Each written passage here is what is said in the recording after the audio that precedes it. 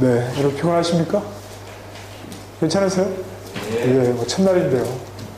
네. 자, 여러분 결혼을 했는데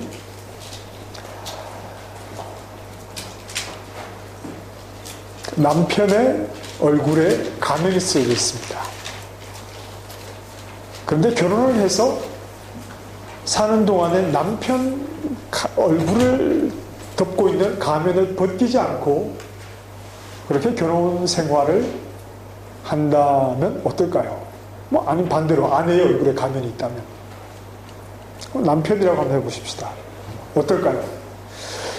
남편의 얼굴에 가면이 있는데 그 가면을 그대로 덮어놓고 1년, 2년, 10년, 20년을 살았다면 그 결혼 생활은 정상적인 결혼 생활입니까? 아니겠죠? 예. 누가 그런 이야기를 했어요.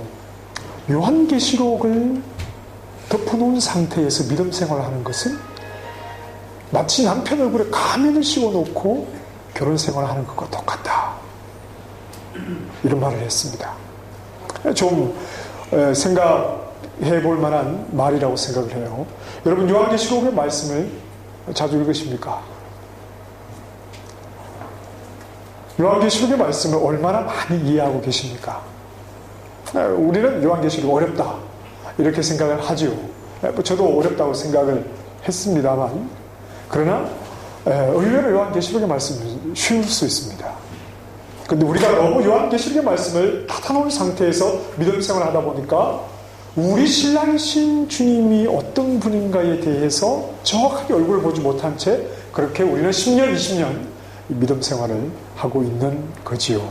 굉장히 좀 아쉬운 그런 믿음 생활을 하고 있는 겁니다. 자, 요한계시록은 아주 간략하게 요한계시록의 구조를 한번 생각해 볼까요? 요한계시록은 전체가 몇 장입니까? 어떻게 하셨습니까? 예, 22장입니다. 22장인데 1장에서 3장까지는 이제 특히 2장과 3장에서는 아시아에 있는 몇 교회가 나오죠? 7교회에 보내는 서신들입니다. 그리고 4장과 5장은 막 기뻐하는 장면들입니다. 그리고 마지막 21장과 22장도 19장부터 포함되겠지만 막 기뻐하는 장면입니다. 그 중간이 뭘까요? 그러면 6장부터 한 16장 정도 17, 18장까지 여기까지는 기뻐하고 더 기뻐하는 이 사이가 뭐냐 하면 이 교회의 입장에서 보면 핍박이 있는 겁니다. 환난이 있는 겁니다. 다르게 말하면 하나님의 심판이 있는 겁니다. 하나님의 심판은 얘기를 하다 보면 천년왕국 얘기도 나오겠지만 천년왕국은 세 가지 우리가 흔히 이야기를 하죠. 여기다 한 가지 더 붙여서 이제 네 가지가 될 수도 있는데 천년왕국이 오기 전에 예수님이 재림하신다. 이게 전천년설입니다. 천년기 전 재림설. 천년의 기간이 끝난 뒤에 예수님이 재림하신다. 이게 후천년설이죠. 그리고 천년왕국은 문자로는 천년왕국이라고 천년 동안 왕노를 한다는 말이 있지만 요한계시록은 문자적으로 이해해서는 안 된다. 그래서 천년왕국이라고 하는 실제 천년은 없다.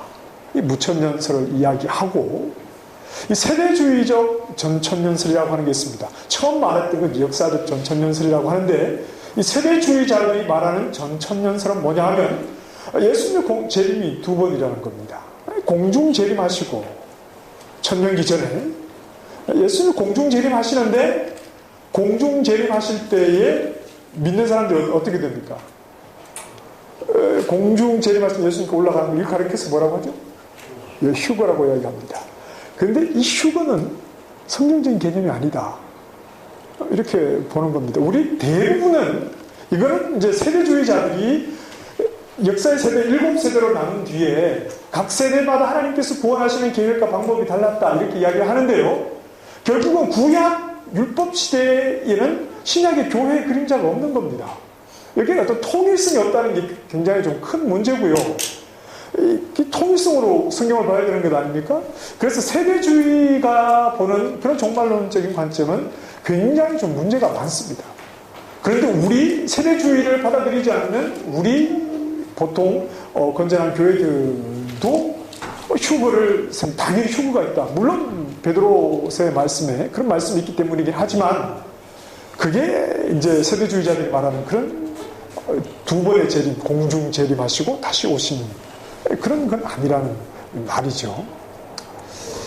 자, 그래서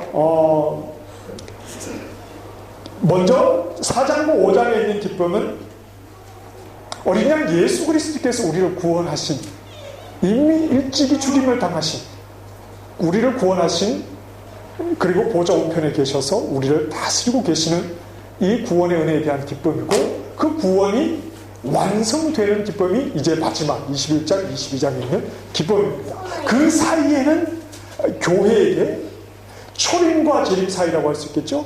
이 사이에는 교회에게 때로는 핍박이 있고 때로는 순교가 있고 때로는 고통이 있는 겁니다.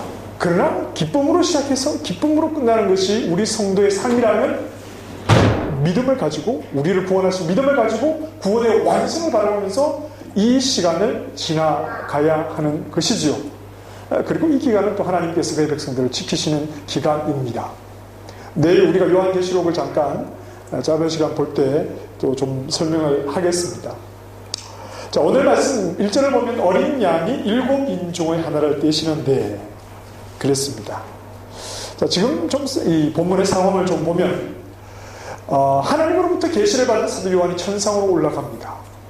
올라가서 무엇을 볼까요? 보좌를 봅니다. 그 보좌가 있고 보좌 주변에 네 생물과 24장로들이 그 보좌를 둘러싸고 원을 그리고 있습니다. 그리고 이 원 뒤에 또 큰 원이 하나 있는데 보좌를 중심으로 해서 말입니다. 이건 수많은 천사들이 또 그 보좌를 중심으로 해서 두 번째 원을 그리고 있는 겁니다. 그리고 또 보면 모든 피조물이 그 보좌를 둘러싸서 하나님을 찬양하는 이 영광스러운 장면을 요한이 보게 됩니다. 보좌에 앉으신 이의 오른손에 두루마리 책이 하나 있는데 7인으로 봉인을 해두었다고 했습니다. 그래서 아무나 그 두루마리의 책을 열어볼 수 없도록 7인으로 봉인이 되어 있는 상태입니다. 말씀을 보면 이 두루마리에는 안팎으로 쓰여져 있다 그랬습니다. 무엇이 쓰여져 있을까? 안팎으로 두루마리에는 쓰여져 있는데 그게 뭘까? 여기에 대해서 많은 의견들이 있습니다. 다양한 얘기들이 있습니다. 그러나 제가 좀 이렇게 쭉 책들을 보고 좀 종합적으로 생각을 해볼 때 이 두루마리 안팎에 쓰여져 있는 것은 하나님이 이 세상을 심판하시는 심판의 내용인 겁니다. 6장에서부터 이제 심판이 시작되는데 심판하시는 심판의 내용이 적혀 있습니다. 그 봉인을 누가 뗄 수 있느냐? 누가 뗍니까? 어린 양. 어린 양은 누구를 가리키죠? 예수님. 예수님은 심판주 아니십니까?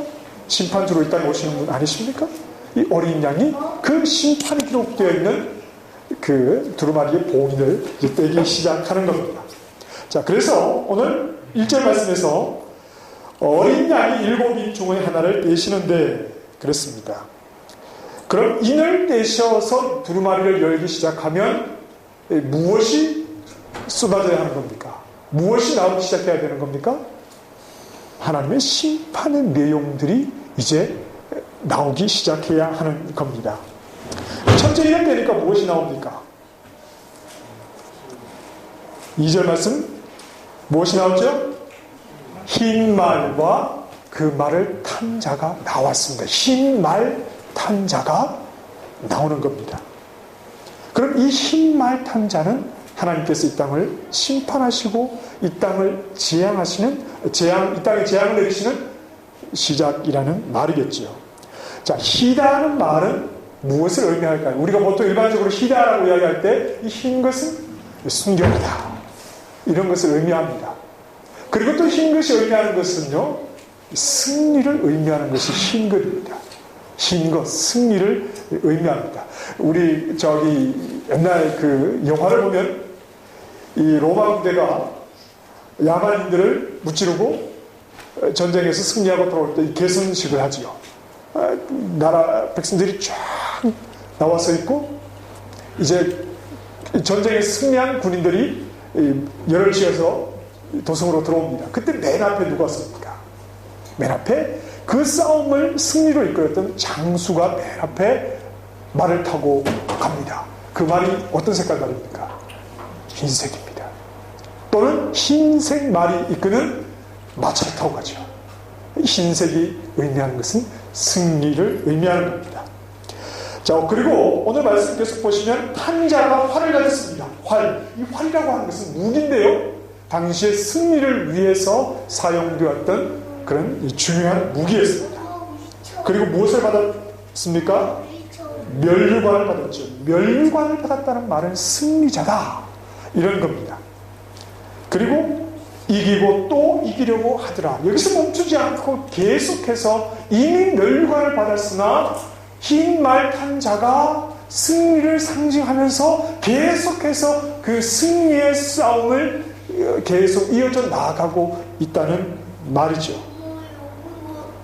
자, 어린 양이 세상을 향한 심판의 말씀이 기록된 두루마리 봉인을 떼었을 때 흰 말 탄 자가 나와서 계속해서 그가 승리를 이루어가고 있는 것입니다. 그 계속은 지금도 이어지고 있는 계속입니다. 지금 오늘도 이어지고 있는 계속해서 승리가 이루어져 나아가고 있습니다. 그럼 여기서 이미 승리를 거두었고 또 계속해서 승리를 얻어가고 있는 이 흰말 탄 자가 누구냐? 누굴 것 같습니까? 다른 쪽은 잘 모르겠고 좀 개혁주의 목사님들, 신학자들의 책들이 이렇게 보니까, 그래서 요한계시록이 어렵다고 생각하시는 것 같아요. 딱 반반으로 나뉩니다. 이 흰말 탄 자는 예수님이다, 이렇게 보는 겁니다. 승리를 거두었고 지금도 승리를 거두신 이 흰말 탄 자, 승리하신 분은 예수님이다, 이렇게 보는 겁니다. 흰색은 예수님 아닙니까? 그렇죠. 뿔난 마귀는 무슨 색으로 그립니까? 새까만 색으로 그리잖아요. 마귀는 흰색으로 그리진 않죠. 검은색은 마귀, 흰색은 예수님. 이건 그냥 유치한 논리입니다만 어쨌든 예수님으로 보는 겁니다. 대부분 예수님을 보면 이렇게 예수님이다 생각하면 되겠는데, 또 정확하게 절반은 정확하게는 아니지만 굉장히 또 좀 중요한 역할을 하시는 분들은 이건 예수님이 아니다, 이렇게 보는 겁니다. 그래서 도대체 이 흰말 탄 자가 예수님인지 예수님이 아닌지 저도 헷갈리는 겁니다. 저도. 여러분들도 책을 보다 예수님이다라고 하는 분이 쓴 책을 보면 예수님이라고 생각을 하고, 예수님 아니다, 적그리스도다, 이렇게 쓴 책을 보면 또 그렇게 볼 수밖에 없는데요. 자, 여기서 우리가 한 가지 좀 생각을 해야 될 것은, 요한계시록에서 요한이 여러 가지 상징적인 것들을 가지고 설명을 많이 하는데 하나의 상징이 전부를 이야기하는 것은 아닙니다.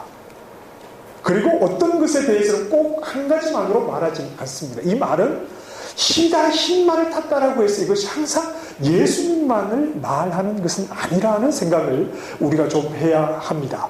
자, 잠깐 성경 뒤쪽으로 한번 가보실까요? 요한계시록 19장을 한번 가보십시다.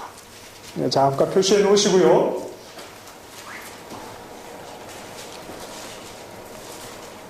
요한계시록 19장 11절 말씀입니다.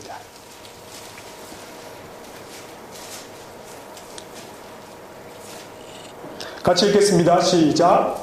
또 내가 하늘이 열린 것을 보니 보라, 백마와 그것을 탄 자가 있으니 그 이름은 충신과 진실이라. 그가 공의로 심판하며 싸우더라. 자, 여기에서 백마 탄 자가 또 나옵니다. 그렇죠? 흰 말을 탄 자가 또 나옵니다. 그런데 이름이 있습니다. 이름이 뭡니까? 충신이다 그랬습니다. 이 충신이라는 말은 신뢰한다, 이런 말입니다. 그리고 또 하나 이름이 뭐죠? 진실이다. 이 말은 사실이다. 신뢰한다. 사실이다. 이 말은 아멘. 이런 말입니다. 아멘. 그럼 여기서 흰말 탄 자, 충신이고 진실한 다르게 말하면 아멘. 인분은 누구를 말하는 걸까요? 여기서 흰말을 타신 분은 예수님이라고 여기는 모두가 그렇게 보는 겁니다. 예수님이다. 요한계시록 3장 14절에 보면 이렇게 말씀하십니다. 아멘이시오 충성되고 참된 증인이시오 하나님의 창조의 근본이신 이가 이르되 아멘이시오. 이 누구를 가리키는 말이냐면 예수님을 가리키는 말입니다. 예수님. 자, 그렇다면 요한계시록 19장의 흰말을 탄 분은 예수님인 게 분명한데 오늘 보면 6장 2절에서 나오는 흰말 탄 자, 하나님 이 땅을 재앙을 내리시는 그 두루마리의 봉인을 첫째 열었을 때 나오는 그 흰말 탄 자는 누구냐? 예수가 아니다. 적그리스도다. 제가 볼 때는 그렇습니다. 왜냐하면 이것은 지금 이 땅에 하나님께서 내리시는 재앙의 시작이거든요. 그래서 이 적그리스도라고 보는 겁니다. 흰말 탄 자는 정말 흰말 타신 분은 계시는데 그 흰말 탄 자가 비슷한 모습으로 나와서 지금 이 땅에서 승리를 계속해서 얻어가고 있다는 말입니다. 쉽게 이야기하면 짝퉁입니다. 짝퉁. 여러분 짝퉁이란 말 아십니까? 모르십니까? 아시죠? 유사품. 진짜가 아니라 비슷한 가짜다. 이렇게 보는 겁니다. 요한계시록에 보면요, 이 사탄이 하나님 흉내를 비슷하게 내는 게 몇 개가 있어요. 666 이제 13장에 나오는 내용입니다. 내일 좀 자세하게 생각을 해보겠습니다만 이 666을 어디에다 봤습니까? 두 곳에 봤죠. 이마에 그리고 오른손에. 그렇죠. 그런데 이건 13장에 나오는데요. 요한계시록 7장에 보면 구원받은 자의 14만 4천이라고 하는 수가 나옵니다. 이들이 하나님의 소유가 되었다는 표로 도장을 받습니다. 그 도장을 받는 곳이 어디지 아십니까? 이마입니다. 하나님의 소유가 되었다는 표시로 14만 4천은 이마의 표를 받는데 사탄이 흉내를 내는 거죠. 짐승의 표를 이마에 받게 하는 겁니다. 그리고 또 있습니다. 역시 13장에 보면 바다에서 짐승이 하나 나옵니다. 바다에서 짐승이 하나 나오는데 이 짐승은 뭐 괴물이 아니죠. 그렇죠. 우리가 요한계시록이 어려운 이유는요. 동안 사자 마녀 그리고 옷장 C.S. 루이스의 책이죠. 그게 보면 그 1편을 보면요. 그 책을 굉장히 좀 이렇게 초기 수준으로 만든 만화 영화가 있어요. 거기 비디오 테이프로 보는. 저희 아이들이 어렸을 때 그것을 여러 번 봤는데요. 그런데 보면 사자가 나와요. 사자. 이 사자는 누구를 상징하는 겁니까? 예수 그리스도를 상징하고 있죠. 그건 사자라고 하지만 예수 그리스도를 상징하고 아이들이 그 그림을 보고 어렴풋이 무슨 메시지인가 하는 것을 이해를 하거든요. 그 동화책으로 이렇게 보면 이해가 쉬운데 우리가 요한계시록의 그 뒷면에 숨어있는 의미들을 자꾸 찾아보려고 하니까 이 말씀이 굉장히 좀 어려운 것 같습니다. 사실은 동화책이다 이렇게 볼 수도 있는 거예요. 요한계시록이 요한이 전해주는 동화책이다 이렇게 보면 굉장히 좀 쉽게 의미를 받아들일 수도 있겠는데요. 거기에서 이제 그 짐승이 하나 나오는데 성경에 보면 머리가 상하여 죽게 된 것 같더니 머리가 상해서 죽었다 이 말입니다. 그런데 상처가 나았을 때 머리가 상해서 죽었는데 상처가 났습니다. 그럴 때 온 땅이 놀라고 그 짐승을 따라갔다 이렇게 말하고 있습니다. 이것은 무엇을 흉내내는가 하면 십자가에서 죽으시고 부활하신 예수 그리스도를 흉내내고 있는 겁니다. 그래서 성경을 이 요한계시록에 보면 예수님을 하나님을 흉내내는 이 사탄의 이런 그런 이 짝퉁들이 유사품들이 많이 등장하는데 그 중에 하나가 오늘 본문의 흰말을 탄 자다, 이렇게 보려고 하는 겁니다. 자, 이것은 첫째인을 깰 때 세상을 향한 하나님의 심판으로 나타나는 현상인데, 그게 뭐라고 하는 겁니까? 그게 뭡니까? 첫째인을 깰서 이 땅을 향해서 내리시는 재앙이 뭐냐 하면, 유사품이 나와서 진품과 헷갈리게 만들기 시작하고, 이것이 계속해서 승리를 해나가지요. 그래서 점점 더 이 유사품을 진품으로 생각하고 쫓아가는 무리들이 이 땅 가운데 많아지고 있다는 겁니다. 진리를 진리로 받아들이지 못하게 하는 겁니다. 진정한 진리이신 예수 그리스도, 이 유사품이 등장해서 진리를 진리로 받아들이지 못하게 하는 것. 이것은 하나님에게서 나온 것이 아닙니까? 사람에게서 나온 것이고, 그것은 곧 공중권세자는 더러운 사탄에게서 나온 것입니다. 사람이 자기 지혜와 힘으로 진리를 찾으려고 하지만 도저히 찾을 수가 없는 시대. 왜? 짝퉁들이 너무 많으니까. 이런 시대가 되는 겁니다. 이 시대가 어떤 시대냐? 유사품으로 가득한 시대. 무엇에 대한 유사품이냐? 진리에 대한 유사품으로 짝퉁 진리가 가득한 시대가 이미 1세기부터 오늘까지 점점 갈수록 이 짝퉁 진리가 많아지는 시대, 이 시대다라고 하는 겁니다. 진리가 무엇인지 헷갈리게 만드는 시대가 되었습니다. 여러분, 진리가 뭡니까? 진리가 뭡니까? 우리는 예수 그리스도라고 말하지만 진리가 뭐냐라고 던졌을 때 누가 대답을 할 수 있습니까? 진리는 모든 사람들이 동의해야 하고 할 수밖에 없는 것이지만, 지금 이 시대에 누가 무언가를 어떤 절대적인 것을 이야기했을 때 그것을 진리라고 믿는 사람이 누가 있습니까? 이미 진리는 상대적인 게 되어버리고 말았습니다. 이 짝퉁이 판치는 시대가 됐습니다. 이 시대가 어디냐면 예수님의 초림과 예수님의 재림 사이에 이 일들이 계속해서 이루어지고 있다는 말이고, 그 시대 안에 뭐가 있습니까? 교회가 있는 겁니다. 교회가. 하나님이 내리시는 심판이 뭐냐? 유사품. 유사품을 쫓아가게. 유사품의 마음을 빼앗기게. 왜? 그들은 진리에 관심이 없기 때문에. 하나님이 주시는 진리에 관심이 없고 자기들이 만들어내는 진리라고 생각하고 싶기 때문입니다. 자, 로마서 1장 22절 이하에 보면, 자, 화면 한번 보실까요? 같이 읽어보시겠습니다. 시작. 스스로 지혜 있다 어리석게 되어 썩어지지 아니하는 하나님의 영광을 썩어질 사람과 새와 짐승과 기어다니는 동물 모양의 우상으로 바꾸었느니라. 그러므로 하나님께서 그들을 마음의 정욕대로 더러움에 내버려 두사 그들의 몸을 서로 욕되게 하게 하셨으니, 이는 그치입니까? 그들이 하나님의 진리를 거짓 것으로 바꾸어 피조물을 조물주보다 더 경배하고 섬김이라. 자, 두 가지.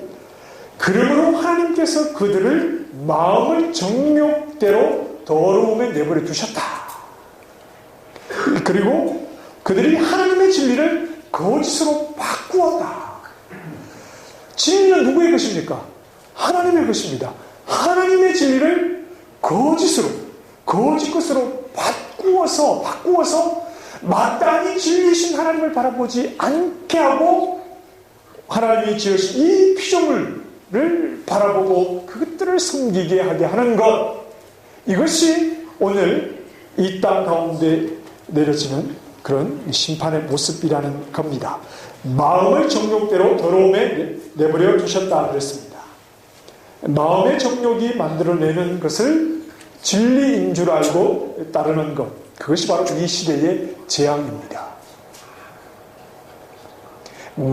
사람의 마음이 만들어내는 것을, 하나님의 진리를 거짓으로 바꾸어서 사람이 만들어내는 것을 진리인 줄 알고 따라가는 것, 이것이 이 시대의 지금 재앙이라는 겁니다. 21세기에도 오늘날도 지혜롭다고 하는 자들이 마음에서 만들어낸 것이 있습니다. 그게 대표적인 게 뭐냐 하면 다원주의입니다. 다원주의. 오늘 우리 시대 정말 다원주의 시대 아닙니까? 다원주의. 이 종교적인 다원주의. 이게 지금 오늘날 정말 진리신 하나님을 바라보지 못하게 하고 많은 사람들을 미혹게 해버리는 그런 아주 핵심적인 그런 요소가 되는 겁니다. 다원주의는 두 가지로 우리가 이야기할 수 있습니다. 하나는 서술적인 다원주의, 또 하나는 규범적인 다원주의, 이렇게 말할 수 있습니다. 서술적인 다원주의는 뭐냐 하면 종교적 다원주의입니다만은 이 세상에 종교가 많다, 종교는 하나가 아니다, 이렇게 말하는 겁니다. 예를 들어서 기독교가 있으면 불교도 있고 또 천주교도 있고 또 이슬람도 있고, 이건 그냥 이 땅에 있는 종교를 서술하는 겁니다. 이 종교, 이런 다양한 종교가 있다. 이런 서술적인 다원주의는 우리가 지나치게 거부감을 가질 필요는 없습니다. 뭐 사실이잖아요. 기독교가 있으면 천주교가 있고 여기 이슬람도 있고 다양한 종교들이 있는 것 아닙니까? 예전에 언제죠? 뭐 한두 해 전입니까? 어떤 기독교 어떤 단체에서 훈련을 받던 청년들이 절 대웅전이라고 합니까? 거기 들어가서 막 뭐 찬양하고 그랬던 영상이 막 돌았어요. 여러분 보셨습니까 혹시? 그 절간에 들어가가지고 그 대웅전 맞습니까? 안에 앉아가지고 막 무릎 꿇고 기도하고 하나님께 찬양하는 겁니다. 그 제가 봐도 쟤들 왜 저러나 이런 생각을 했는데요. 어떤 서술적인 다원주의를 부정할 필요는 없는 겁니다. 우리가 길을 가다가 절이 있다고 해서 다 돌을 던질 필요는 없잖아요. 이게 서술적인 다원주의입니다. 그냥 이런저런 종교들이 있다. 이건 저희가 크게 거부감을 가질 필요는 없는 겁니다. 그럼 문제는 뭐냐 하면 규범적인 다원주의를 이야기하는 겁니다. 이 규범적인 다원주의라고 하는 것은 뭐냐 하면 규정을 하는 겁니다. 규정을. 이렇게 규정을 하는 거죠. 기독교에서 말하는 대로 예수를 믿어야만 구원을 얻는다는 것은 좀 틀렸다. 구원은 예수를 믿어도 구원을 얻겠지만 교회 밖에도 얼마든지 구원은 있다. 이건 규정하는 겁니다. 규범을 정하는 거죠. 구원이 뭐냐? 구원은 너희가 말하는 구원이 틀렸고 이렇게 하는 것이 구원이다. 규정해버리는 겁니다. 이건 어떤 규범적인 종교다원주의인데요. 문제는 이 후자를 이야기하는 거죠. 그래서 요즘 이 종교적 다원주의에서 문제가 뭐냐 하면 이 규범적인 다원주의입니다. 이들이 그래 너희는 너희대로 뭐 우리는 우리대로 이게 아니라 너희들 왜 그렇게 말하냐 이겁니다. 간섭하는 겁니다. 어떤 뭔가 여러 다양한 이 종교적인 다원주의가 하나의 규범 속에서 함께 가자는 거죠. 기독교 왜 너희만 예수 믿어야 구원 얻는다고 말해? 틀렸잖아. 예수 안 믿어도 구원 얻을 수 있어. 착하게 살아도 구원 얻을 수 있어. 선을 행하면 구원 얻을 수 있어. 이렇게 이야기를 하기 시작하면서 기독교를 간섭하기 시작하는 겁니다. 간섭하기 시작하고 너희는 아니다. 너희가 말하는 구원 그것은 틀렸다.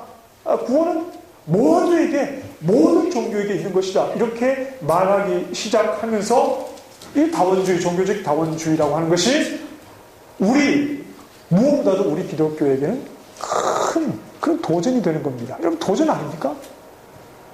큰 도전 아닙니까? 엘튼 존이 영국 가수입니까? 맞습니까? 얼마 전에 며칠 전입니까? 동성 결혼했죠. 옛날 일입니까? 옛날에 했습니까? 예, 제가 며칠 전에 봐서 그런데 그 자리에 하객으로 아이들이 있습니다. 아이들이요 어려서부터 그걸 보고요 자연스럽게 생각하는 겁니다. 남자와 남자가 결혼할 수 있구나, 여자와 여자가 결혼할 수 있구나, 이 세상에는 남성과 여성이 있는 것이 아니라 남자도 여자도 아닌 또 다른 성이 있구나, 아빠는 있는데 엄마가 없는 가정도 있구나, 아빠는 둘인데, 이게 어려서부터 그런 것을 보면 자연스러운 겁니다. 문제는 뭐냐 하면요, 종교적 다원주의에 물든 아이들이 어려서부터 배워오는 것은 자연스러운 겁니다. 성경 밖에서 요즘엔 교회도 다원주의의 문을 열잖아요. 교회 안에 있어도 다원주의에 물든 교회에서 말씀을 배우면서 종교적인 다원주의, 구원이라고 하는 것은 어디에 있는 것이다라는 것을 어렸을 때 배우면요, 이건 바뀌지가 않는 겁니다. 이게 무서운 겁니다. 여러분, 이 도전 아닙니까? 너무나 큰 도전에 직면해 있습니다. 이건 하나님께서 이 땅 가운데 내리시는 재앙입니다. 왜냐하면 이미 그들의 마음이, 하나님께서, 그들이 성경을 모릅니까? 서양 사람들은 성경을 근거로 그들의 문화가 세워졌습니다. 성경을 모릅니까? 거부하는 겁니다. 그게 아니라는 겁니다. 이미 우리 할머니들에게서 배워왔던 그런 단순한 믿음은 아니라는 겁니다. 이 시대에 옛날의 그 캐캐묵은 논리는 어울리지 않는다는 겁니다. 그래서 그들은 다원주의를 배우고, 다원주의 속에서 기독교를 볼 때 기독교만 이야기하면, 기독교만의 구원관을 이야기하면 이건 답답할 노릇입니다. 여러분, 유대인들이 예수님을 왜 죽입니까? 자기들과 다르니까 죽이는 거 아닙니까? 대제사장들, 서기관들이 왜 예수님을 죽입니까? 자기들이 하자는 대로 안 하니까 죽이는 것 아닙니까? 이건 교회의 핍박인 거죠. 이미 어떤 좀 종교적 색채가 짙은 지역들에서는 기독교인들이 목숨을 잃어왔고 지금도 잃고 있습니다. 그러니까 앞으로 우리 아이들이 믿음 안에서 자라가고 교회 밖에서는 다원주의 교육을 받은 아이들이 자라갈 때 숫자는 교회 밖에 많아지겠죠. 왜냐하면 걔들은 다 합치잖아요. 박해인 겁니다. 핍박인 겁니다. 어떤 식으로 어떤 박해가 올지 모르는 겁니다. 진리가 아닌 것이 진리인 교회를 박해하는 거죠. 진리가 아닌 것이 진리인 교회를 보고 너희가 진리가 아니라고 말하고, 이미 많은 사람들이 우리끼리 다원주의가 진리라고 이렇게 말하고 있지 않습니까? 오늘날 이미 우리 가운데 이루어지고 있는 일입니다. 종교적 다원주의는 기독교의 구원이 틀렸다, 이렇게 말하는 거죠. 숫자로는 싸움이 안 되는 싸움이 이미 일어나고 있는 겁니다. 이렇게만 말하는 거죠. 예수 믿으면 구원 옳다, 거기까지만 하라는 거죠. 예수 믿지 않으면 지옥, 그런 말 하지 말라는 겁니다. 예수 믿으면 구원? 오케이. 우리는 착하게 살아도 구원? 괜찮다는 겁니다. 그럼 함께 할 수 있다는 겁니다. 예수 안 믿으면 무조건 지옥, 이런 말을 하지 말아달라는 겁니다. 교회가 아니게 되는 거죠. 그렇게 하면 교회가 아니게 되는 겁니다. 제한적으로 일어나는 일입니다. 언제까지요? 예수님이 초림하시고 예수님이 재림하시기까지, 그때가 언제인지는 알지 못하지만 그 사이에 이런 일들은 계속해서 일어나고 있는 겁니다. 종교 다원주의가 이렇게 무엇을 원하는 겁니까? 이렇게 서로 하나 되자 이렇게 말하면서 무엇을 원하느냐 하면 평화를 원하겠죠. 평화. 독일의 신학자 가운데 한스 퀸이라고 하는 사람이 있습니다. 지금 죽었는지는 모르겠는데 그 캐톨릭 신학자입니다. 캐톨릭 신학자가, 제가 언제 말씀드렸습니까? 재미있는 것은 사도 바울의 이신층의 교리를 가지고 학위를 받아가지고요. 캐톨릭은 이신층이 없잖아요. 믿음으로 의롭다함을 받는 거 아니잖아요, 캐톨릭은. 그런데 이 캐톨릭 신학자인데 이신층의를 가지고 학위를 받았는데요. 이 사람이, 물론 우리와 거리는 멉니다만, 이 사람이 이런 말을 했습니다. 종교 간의 평화 없이 세계 평화는 없다, 그랬습니다. 종교 간에 하나 되지 못하면 세계는 절대 평화가 오지 않는다. 결국 다원주의자들이 원하는 게 뭐냐면 세계의 평화를 원한다는 겁니다. 그런데 여기에서 모두를 포용하고 모두를 인정해주면 이건 하나가 될 수 있는데, 여기에서 유독 꽃이 피우는 게 있습니다. 누굽니까? 기독교지요. 그러면 가만히 안 놔두겠죠, 얘들이. 이미 지금도 그렇습니다만. 그러나 성경이 이렇게 이야기합니다. 이거 어리석은 거다. 사람의 마음이 만들어내는 어리석은 것이다, 이렇게 말을 합니다. 여기에 많은 사람들이 동조를 하고 있고, 한국 사람들도 여기에 자기의 신앙이 뭐든지 동조하고 있잖아요. 동조하고 있으면서 왜 너희 기독교만 그러느냐, 이렇게 말을 하고 있습니다. 그러나 이것은 진리에서 멀어지는 재앙이라는 것을 알아야 합니다. 결국은 혼합주의지요. 야, 너 그거 버리고 들어와. 이건 혼합주의가 아니고요. 네 거, 너 좋아. 있는 그대로 들어와. 이게 혼합주의입니다. 저는 이것을 가리켜서 종교 비빔밥 이렇게 표현을 해보고 싶은데요. 온 나라가 종교 비빔밥이 되는 겁니다. 호 다 섞어가지고 우리 하나 되자. 그 얘기에 유독 기독교가 섞이지 않는 거죠. 밥을 비비는데 섞이지 않으면 어떻게 해야 됩니까? 내버려야 되겠죠. 기독교, 불교, 이슬람, 천주교 다 한데 섞여서 하나가 되자는 겁니다. 성경은 이것을 인간의 정욕이 만들어낸 하나님의 진리를 거짓으로 바꾸어버린 것이다 라고 말씀을 합니다. 그런데 여기 정신 못 차린 진보 성향의 기독교인들이 그래 좋다 우리도 함께하자 이러고 있는 거지요.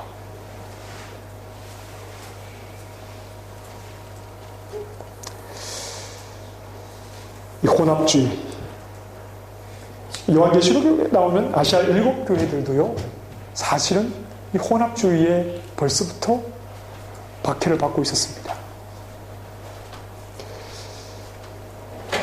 혼합주의의 유혹이 그들에게 있었다는 것은 이미 1세기에도 진리의 문제에 대해서 그들은 박해를 받고 있었다는 말입니다. 이 문제를 잘 극복했던 교회가 에베소 교회였는데요. 그들에게는 니골라당이라고 하는 자들이 찾아와서 그들을 혼란하게 했지만 에베소 교회가 그들을 미워했다, 잘했다 하는 주님께서 그렇게 칭찬을 하십니다. 기독교만 가지고 있는 그 답을 허물려고 하는 겁니다. 하나님도 믿지만 이방 사회의 생활 방식도 좀 받아들이고 하나님께도 제사 예배하지만 우상의 신들에도 예배하고 우상의 그 음란함을 누리는 그런 문화도 좀 받아들여라. 이 혼합주의에 무너진 교회가 있었는데 그것은 바로 버가모 교회입니다. 그들에게는 발람의 당 또는 니골라 당의 유혹이 있었는데 무너진 거죠. 우상의 제물을 먹고 음행을 저지르면서 분명한 진리의 기준에 봐서 아닌 건 아니라고 딱 잘라버려야 되는데 너무 용납을 많이 한 겁니다. 그래서 혼합주의적인 그런 색채를 가진 교회가 되어서 책망을 받았습니다.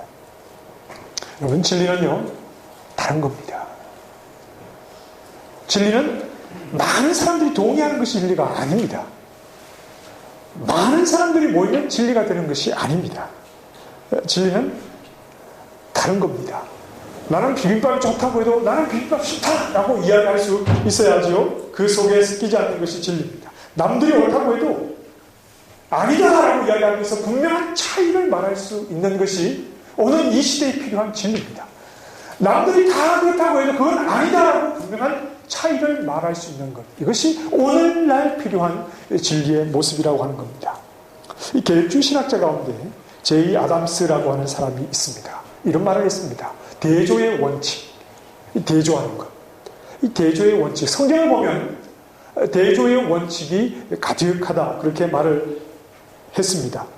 하나님의 말씀 중에 이 대부분 진리의 개념은 반대되는 개념과 대조되고 있다 이렇게 얘기를 했는데, 성경에 보면 진리가 있으면 거짓이 있고 또 선이 있으면 악이 있고 빛과 어둠이 있고 하나님의 나라와 사탄의 나라, 구원과 심판, 그리고 영적 지혜와 세상의 지혜, 영생과 사망, 이런 대조들이 성경 보면 끊임없이 나오고 있다는 말입니다. 자, 하나님께서 이스라엘 백성에게 먹어서는 되는 음식과 먹지 말아야 할 음식을 나눠주셨습니다. 구약시대에 말이죠. 정결한 음식과 부정한 음식을 주셨습니다. 이게 왜 이렇게 했느냐? 이렇게 정결한 음식을 먹으면 정말 몸에 건강하다, 이런 말은 그냥 우리는 헛소리라고 생각하시면 됩니다. 그런 게 아니라 돼지고기도 얼마나 건강이 좋은데요. 네. 그런 게 아니라 정결과 부정한 것을 대조하는 이 관계 속에 이스라엘을 세웠다는 겁니다. 하나님의 백성을. 그래서 먹는 건 늘 먹어야 되는 것 아닙니까? 하루에도 3끼를 먹어야 되고 늘 먹어야 되는데, 먹어야 하는 음식과 먹지 말아야 하는 음식을 늘 대조하면서 그들의 삶 속에서 이 대조의 원리 속에서 살아가도록 하기 위해서 하나님께서 그렇게 하셨다. 즉 대조라는 것은 해도 되는 것과 해서는 안 되는 것의 이 차이점 속에 살아가는 것이 하나님의 백성의 모습이었다. 이런 말입니다. 하나님의 길과 세상의 길의 차이가 뭐냐? 하나님의 진리와 그 진리를 거짓으로 바꾼 것의 차이가 뭐냐? 그 차이를 알고 차이를 유지하며 살아가는 것, 구분 짓는 것, 이것이 하나님 백성의 삶의 모습이어야 한다. 이런 말이죠. 이것이 훈련되어야 한다는 겁니다. 자, 이 세상에서 하나님의 진리를 가지고 있다는 게 뭡니까? 이 세상에서 하나님의 진리를 가지고 있다는 게 뭡니까? 세상의 길을 가는 것과 하나님의 길을 가는 것에는 차이가 있다. 이것이 이 땅의 진리를 가지고 있는 사람의 모습입니다. 차이가 있다. 사람의 마음의 정욕이 만들어내는 것, 그것과 그것을 쫓아가는 것과 하나님의 진리의 말씀을 쫓아가는 것, 이 사이에는 분명한 차이가 있다. 이 차이를 가지고 살아가는 것이 이 시대, 특히 이 종교다원주의로 서로가 섞이고 어떤 차이도 거부하고 하나가 되고자 하는 이 시대에 하나님의 진리를 가지고 살아가는 교회의 모습이라는 말입니다. 자, 제가 언제부터 설교를 시작했습니까? 언니? 1시간 안 됐죠? 40분 됐습니다. 예. 10분만 더 마치겠습니다. 요즘 기업은요, 경쟁을 넘어서 전쟁이라고 합니다. 그렇죠? 기업 간에 서로 전쟁을 치르고 있는 겁니다. 요즘 짝퉁을 가장 잘 만드는 나라가 어디입니까?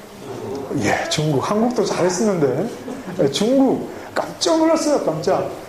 뭐, 스마트폰 신형 나오면, 일단 성능은 모르겠지만, 요즘은 뭐 중국 스마트폰도 질이 굉장히 뛰어나다고 하는데요. 뭐, 금세 만들어내죠. 금세 만들어내고, 어디, 굉장히 비싼 고급차가 있는데요. 중국은 또 금세 만들어냅니다. 제가 이렇게 보니까 똑같아요, 모양이. 디자인 똑같고, 모양이 똑같아요. 그런데 가격 차이는 많이 나지요. 짝퉁의 한계가 뭡니까? 짝퉁은 진품일 수가 없다는 겁니다. 모양이 비슷하고 똑같아 보이지만 실제로 그것을 사용해보고 그 차를 타보면 이건 아닌 겁니다. 아, 이래서 짝퉁이구나. 이래서 가짜구나. 알게 되는 거죠. 이 짝퉁의 한계는 짝퉁은 진품일 수가 없다는 겁니다. 그것이 진리는 참 진리일 수가 없다는 겁니다. 아무리 많은 사람을 현혹하고 아무리 많은 사람들이 그것을 쫓아도 진리는 하나님의 것이기 때문에 하나님에게서 온 것이 아니라 사람의 마음으로 만들어낸 그 진리들은 이것은 진정한 진리가 될 수 없다는 말이죠. 진품보다 좋은 짝퉁 보셨습니까? 짝퉁은 아무리 돈을 많이 투자해도 진품보다 좋을 수가 없는 겁니다. 아무리 좋은 재료를 가지고 뭘 만들어도 짝퉁은 항상 짝퉁입니다. 진품보다 좋을 수가 없지요. 짝퉁이 내가 만든 자동차를 이 짝퉁 자동차가 또 만들었습니다. 그러면 나는 어떻게 해야 됩니까? 내가 만든 것처럼 똑같이 만들었습니다. 그걸 비슷하게까지 쫓아왔습니다. 그럼 나는 어떻게 해야 됩니까? 더 노력해야 됩니다. 더 기술을 높이고 더 많이 투자하고 감히 짝퉁이 따라올 수 없는 더 차이가 나는 더 좋은 것을 만들어 가야 하는 겁니다. 이게 진품의 일입니다. 짝퉁이 없으면, 경쟁사가 없으면 그냥 나도 망할 수 있습니다. 그러나 경쟁사가 있으면 오히려 더 부지런히 일할 수 있는 것처럼 짝퉁이 있음으로 인해서 진리는 더 진리다워져야 하는 겁니다. 비슷한 것이 진리라고 말할 때 진짜 진리는 너희들과는 분명한 차이가 있다는 것을 보여줘야 하는 겁니다. 이것이 바로 교회의 역할입니다. 진리를, 하나님의 진리를 가진 교회의 역할입니다. 너희가 아무리 많은 수가, 아무리 많은 사람이 우리가 말하는 것이 진리다라고 이야기해도 너희 짝퉁이다. 진정한 진리는 하나님에게서 온 것이다 라고 말해 주는 것이 우리 교회가 해야 하는 일이죠. 교회는 처음부터 세상과는 다른 사람들입니다. 교회는 처음부터 세상과 다르잖아요. 교회를 헬라 말로 뭐라고 하죠? 에클레시아, 에크, 뭐 안에서 밖으로 이런 말입니다. 클레오, 불렀다. 안에 있는 것을 바깥으로 나오라고 불러냈다는 겁니다. 그게 에클레시아 교회입니다. 무슨 말입니까? 세상 속에서 불러낸 겁니다. 왜요? 달라야 하니까. 세상과는 달라야 하니까. 세상과 똑같을 것 같아요. 뭐하러 불러냅니까? 세상 속에 살고 있지만 세상과는 분명하게 다른 자료를 살아야 하니까 그것이 에클레시아입니다. 그게 교회입니다. 세상에는 자기들의 마음대로 만들어낸 진리가 있고 많은 사람들이 따르지만 그러나 하늘의 진리를 가진 자들은 세상으로부터 분명한 차이를 가지고 이렇게 살아가야 한다. 예수님이 뭐라고 말씀하십니까? 이방인의 집권자들이 그들을 임의로 주관하고 그 고관들이 그들에게 권세를 부리는 줄을 너희가 알거니와. 알지요. 이방인들이 어떻게 하는지 알지요. 너희 중에는 그렇지 않을지. 너희 중에 크고자 하는 자는 작은 자를 섬기는 자가 되어야 한다. 세상을 압니다. 그러나 너희 중에서는 그래서는 안 되는 것. 이것이 하나님의 나라 교회가 이 시대에 감당해야 하는 에클레시아로서의 역할이라는 말이지요. 그럼 세상은 다원주의를 말하고 비슷한 것이 진짜인 것처럼 판을 치는 그런 시대에 교회. 그러면 교회를 그들과 구별되게 하는 것이 무엇입니까? 비슷한 것이 진짜인 것처럼 점점 이 세상을 장악해가고 있는 이 시대에 교회가 우리는 정말 진리다라고 말할 수 있는 것이 어디에서 나와야 하는 겁니까? 목소리를 높이면 되는 겁니까? 정말 거짓 진리 속에서 진정한 진리 너희들과는 분명한 차이가 있다는 것을 교회는 무엇을 가지고 드러내야 하는 겁니까? 에베소서 2장 20절에 이렇게 말씀하지요. 너희는 사도들과 선지자들을 터 위에 세우심을 입은 자라. 사도들과 선지자들의 터 위에 더 견고하게 서는 것. 거짓 진리가 판을 치는 때일수록 우리는 너희가 분명히 다르나 차이가 있다는 것을 무엇으로 말합니까? 사도들과 선지자들의 터 위에 더 견고하게 설 때 우리는 세상이 쫓아올 수 없는 짝퉁이 따라잡을 수 없는 진품, 진정한 진리를 가진 하나님의 교회의 역할을 하게 되는 거지요. 교회를 교회되게 하고 교회를 세상과 차이나게 하고 그리고 세상으로부터 구별되게 하는 것이 뭡니까?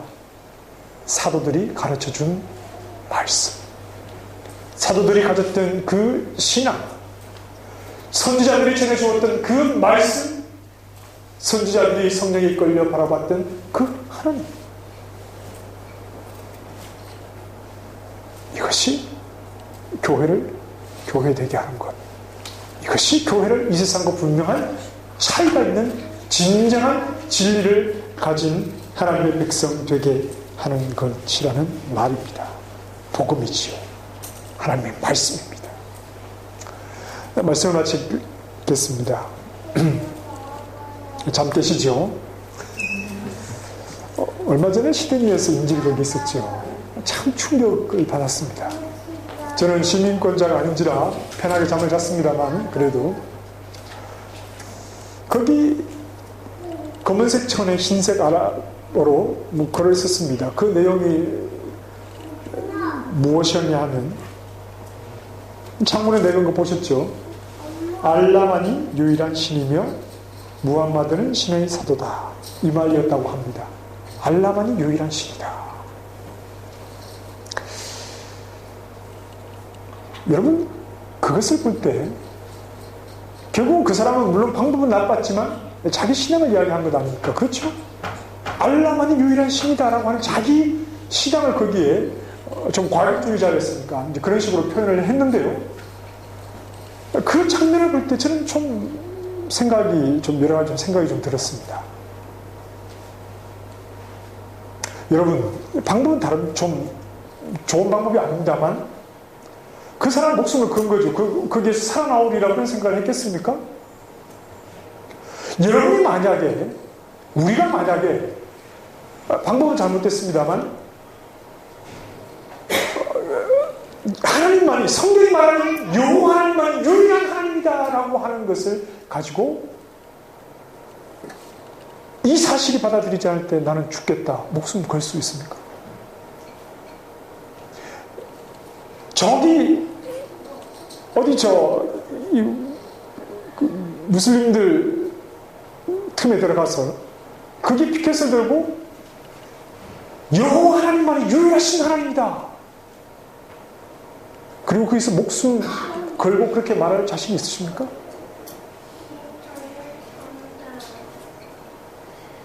무엇을 말씀드리고 싶은 거냐 하면, 사람이 자기가 하는 말을 이건 진리다라고 말하기 위해서 목숨까지도 끊어버리는 사람들입니다. 진리에 내 목숨을 걸겠다는 겁니다. 그러면 그 사람들이 자기의 목숨을 걸고 알라가 유일한 신이다라고 이야기할 때 그래도 넌 틀렸다라고 말할 수 있겠느냐는 겁니다. 어떤 논리를 가지고 말할 수 있겠습니까? 그 사람들은 알라가 유일한 신이다라고 말하고 목숨까지 버리는데 그들에게 대해서 그건 틀렸다. 무엇을 가지고, 어떤 논리를 가지고 나를 설득을 하고, 어떤 논리를 가지고 내 자식들을 설득을 하고 목숨까지 걸고 말하는 것이지만 저건 진리가 아니라는 것을 어떤 논리를 가지고 말할 수 있겠습니까? 성경밖에 없습니다. 하나님밖에 없는 겁니다. 우리가 예수 그리스도의 제자가 되고 하나님 나라 백성이 된 것은 내가 선택한 것 아닙니다. 내가 머리를 생각해보니까 여러 가지 종교들 가운데 그래도 기독교가 가장 논리적이다, 그런 거 아니지 않습니까? 하나님 우리를 불러주신 것 아닙니까? 성령께서 우리와 함께 하시는 것 아닙니까? 하나님 진리를 깨닫게 하신 것 아닙니까? 그런데 여기에서 깨어있는 방법이 뭐냐 하면, 사도들이 우리에게 가르쳐주고 선지자들이 우리에게 가르쳐준 그 진리의 말씀 안에 머물 때에 우리가 하나님이 불러주셔서 깨닫게 해주신 그 진리 안에 분명하게 설 수가 있는 것이지, 여기에서 희미해져 버리면 자기가 하는 말을 진리라고 말하면서 목숨까지 버리는 이 세대 속에서 종교다원주의를 누구나 이야기하면서 이것이 진리인 것처럼 더러운 사탄이 이적도 베푸는 거 모르십니까? 놀라운 이적도 베풉니다. 예수님도 따라하는데요. 놀라운 이적들을 베풉니다. 그런 것들을 보여주면서 거짓을 진짜인 것처럼 이야기하는 이 시대에 내 신앙을 지키고 내 자녀들의 신앙을 어떻게 지켜나갑니까? 사도들과 선지자들의 터 위에 세우심을 입은 자다. 기초가 튼튼해야 합니다. 하나님의 말씀, 그 복음 진리의 말씀을 더 묵상하고 더 깨닫고 그 말씀, 하나님의 말씀이라는 것을 분명한 확신을 가지고 더 말씀 안에 머물 때에 거짓 진리, 짝퉁 진리에 대해서 우리는 너희와 다르다라고 하는 것을 분명하게 이야기해 주는 겁니다. 여러분, 자녀들이요, 학교에서 배우는 것 가지고 교회에서 배우는 것하고 다를 때에 묻습니다. 뭐 그 사람들 들을 필요 없어, 이렇게 말하면 됩니까? 그 아이들에게 무엇을 말해줘야 되느냐 하면요, 아빠 생각에는 이래, 예수 믿는 사람들 다 이래, 이건 안 되는 겁니다. 한계가 있는 겁니다. 하나님의 말씀으로 얘기를 해줘야 됩니다. 말씀이 그냥 책이 아니잖아요. 하나님 말씀 아닙니까? 살아있잖아요. 아이들이 학교에서 이렇게 가르쳐, 아빠 뭐가 옳은 거야? 그냥 교회에서 가르치는 게 맞아, 이게 아니라 정확하게 말씀을 펴서 말씀에 하나님의 말씀이 이렇게 돼 있어. 하나님이 그 아이를 말씀 안에서, 믿음 안에서 불러주시고 하나님을 바라보는 믿음의 사람으로 자라게 하시는 것은 말씀이 그 아이에게 능력으로 드러나게 될 때 그 아이도 친구들이 다 아니라고 해도 자기는 이것이 맞다 라고 말하는 겁니다. 하나님의 말씀. 그 말씀이서 희미해져 버리면 교회는 더 이상 진리를 가지고 있다. 이렇게 말할 수가 없는 것이지요. 하나님께서 교회에게 가짜를 주신 것은 진짜가 가짜와 무엇이 다른지를 분명하게 하라는 겁니다. 이 세상에는 하나님의 진리를 받아들이려고 하지 않는 자들이 있지만 이제 그들의 생각을 가지고 하나님 앞에는 물론 나올 수가 없지만 그러나 진짜가 무엇인지를 그 짝퉁들을 바라보면서 분명하게 교회의 정체성을 가지고 그 교회의 정체성을 가지고 하나님의 진리를 받고 하나님이 택한 자들이 하나님께 나올 수 있도록 분명한 진리로 이 세상 가운데 남아 있어야 한다. 이것이 첫째인을 떼시면서 세상에게는 주시는 재앙이지만 그 시대에 남아있는 교회들에게는 박해 속에서도 분명하게 진리를 지켜야 하는 교회의 사명이라는 것을 말씀해 주는 겁니다. 너희들이 진정한 에클레시아여야 한다. 가짜가 가짜라는 것을 교회가 드러내지 않으면 누가 드러내느냐 하는 말씀입니다. 말씀, 이것은 우리가 정말 진지하게 가까이 해야 하는 겁니다. 하나님의 말씀, 이 하나님의 말씀은 정말 우리가 가까이 해야 하고 말씀을 읽고 말씀을 배워야 하는 겁니다. 여러분 12월이죠? 2014년 한 해 말씀을 얼마나 읽으셨습니까? 이게 신앙의 현주소입니다. 올 한 해의 말씀을 얼마나 읽으셨습니까? 얼마나 말씀을 사랑하고 말씀을 가까이 하셨습니까? 이게 내 신앙의 현주소입니다. 하나님의 진리를 가지고 있다고 하지만 하나님 진리의 말씀에 대해서 가까이 하지도 않고 관심도 없는 나, 이건 요한계시뿐 아니라 하나님 말씀을 덮어놓고 그 얼굴을 가면을 씌워놓은 채 지금 결혼 생활을 하고 있는 것 아닙니까? 관심도 없는 것 아닙니까? 엉터리 결혼 생활을 하고 있는 것 아닙니까? 성경은 주님을 말하고 있는데 성경을 펼치지도 않고 이렇게 믿음 생활을 한다고 하고 있으니 뭐가 짝퉁인지, 강단에서 뭐가 스포되는 것이 진리인지 그걸 모른다는 말입니다. 이 시대의 교회의 역할을 어떻게 감당할 수가 있겠습니까? 여러분, 말씀에 이끌릴 때 아브라함은 우상덩어리인 고향에서 빠져나올 수 있었죠. 말씀에 이끌릴 때 노아는 산에 배를 지을 수 있었던 겁니다. 다른 겁니다. 차이가 있는 겁니다.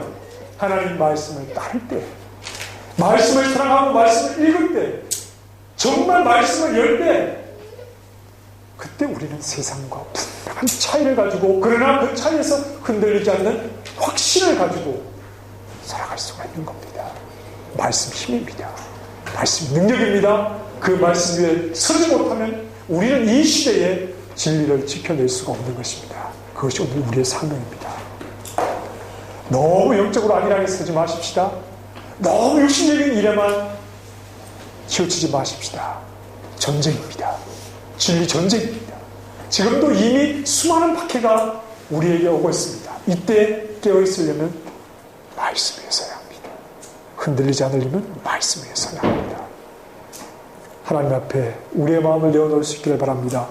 말씀과 가까이 하지 못했던 나, 말씀을 소홀했던 나의 모습, 정말 세상과 구별되고 차이가 있는 그리스도인인지 모호하게 살아왔던 우리, 너무 육신적인 것만을 더 많이 가지고 차지하려고 부렸던 그런 어리석은 욕심들, 전쟁입니다.